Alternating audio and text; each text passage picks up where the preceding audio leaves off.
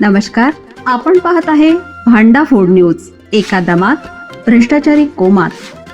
Social media, कर्जबाजारी, गुन्हेगारी, सट्टेबाजी, चोरी, मटका, जुगार, दारू, सावकारशाही, न्यायाच्या प्रतीक्षेत प्रशासन. भांडाफोड न्यूज. एका दमात भ्रष्टाचारी कोमात. तासगाव तालुक्यात विवाहितेचा विनयभंग. तासगाव तालुक्यातील एका गावातील 32 वर्षीय विवाहितेस वारंवार अश्लील व प्रेमाचे संदेश पाठवून मानसिक त्रास दिल्याप्रकरणी युवक राष्ट्रवादी काँग्रेसचा माजी तालुका अध्यक्ष दत्तात्रेय सुभाष हावळे यांच्या विरोधात तासगाव पोलिसात विनयभंगाचा गुन्हा दाखल करण्यात आला. याबाबत पोलिसांनी दिलेल्या माहितीनुसार पीडित विवाहित महिला आपल्या कुटुंबियांसह तालुक्यातील एका गावात राहते.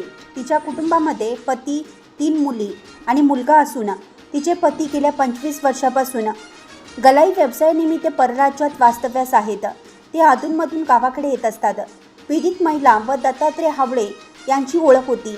या ओळखीचा गैरफायदा घेत हावळे याने संबंधित महिलेला मोबाईलवरून वारंवार मेसेज व कॉल करून त्रास देण्यास सुरुवात केली. 2 एप्रिल 2026 पासून दत्तात्रेय हावळे हा रात्री अपरात्री संबंधित महिलेला टेक्स्ट मेसेज व व्हॉट्सअप संदेश पाठवत होता. 8 एप्रिल रोजी त्याने आपल्या मोबाईलवरून महिलेला अश्लील संदेश पाठवले.